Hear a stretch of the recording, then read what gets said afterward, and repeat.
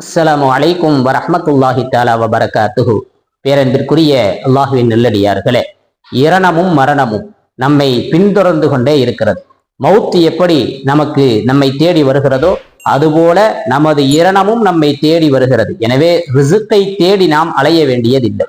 பறவைகளுக்கு உணவளிக்கின்ற அல்லாஹ் நமக்கும் உணவளிப்பான்.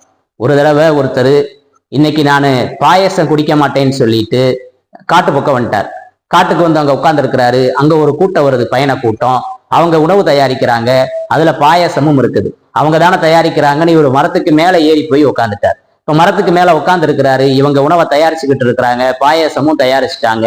இப்ப அதற்கு பின்பு என்ன செஞ்சாங்க, அந்த பக்கம் ஒரு கொள்ளை கூட்டம் வந்துச்சு. அந்த கொள்ளை கூட்டம் பார்த்த உடனே இந்த பயண கூட்டம் ஓடிடுறாங்க. இப்ப இவர் மரத்துக்கு மேல உட்காந்து பார்த்துக்கிட்டு இருக்கிறாரு. வந்தவங்க பாக்குறாங்க, நல்ல நல்ல உணவுகள் இருக்குது. ஆனா இந்த உணவுல ஏதாவது கலந்திருந்தா என்ன செய்யறது, என்ன செய்யலாம்னு யோசிக்கிறாங்க. மேல இருக்கிற அந்த மனிதரை பாக்குறாங்க. அவர்கிட்ட என்ன செய்யறாங்க, இதை நீ சாப்பிட்டு காட்டணும்னு சொல்றாங்க. அவரு மறுக்கிறாரு, நான் எதை வேணாலும் சாப்பிடுவேன், பாயசத்தை மட்டும் நான் சாப்பிட மாட்டேன்னு சொன்னாரு.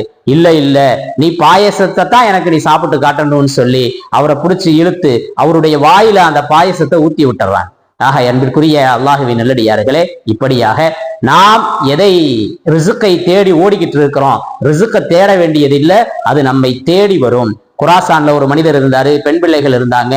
அவருக்கு ஹஜ்ஜு செய்யணும்ன்ற ஒரு இது. ஆனா பெண் பிள்ளைகள்லாம் விட்டுட்டு எப்படி போறதுன்னு யோசிச்சார். அவருடைய பிள்ளைகள்லாம் நீங்க ஹஜ்ஜுக்கு போயிட்டு வாங்க, எங்களுடைய உணவை அல்லாஹ் எங்களுக்கு தந்துருவான்னு சொன்னாங்க. அதே மாதிரி அவர் ஹஜ்ஜுக்கு போயிட்டாரு. அந்த நாட்டுடைய அரசன் அந்த பக்கமா வர்றாரு, தண்ணீர் தாகம் எடுக்குது, அந்த வீட்டுல போய் தண்ணி வாங்கிட்டு வாங்கன்னு சொல்றாரு. அது ஒரு குடிசை, அங்க போய் தண்ணி வாங்கி குடிச்சிட்டு அந்த மன்னர் அப்படியே அந்த குடிசையை போய் பார்க்கறாரு.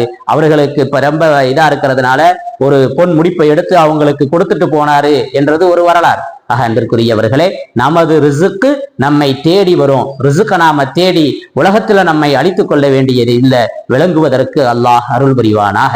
அஸ்ஸலாமு அலைக்கும் வரஹ்மத்துல்லாஹி தஆலா வபரகாத்துஹு.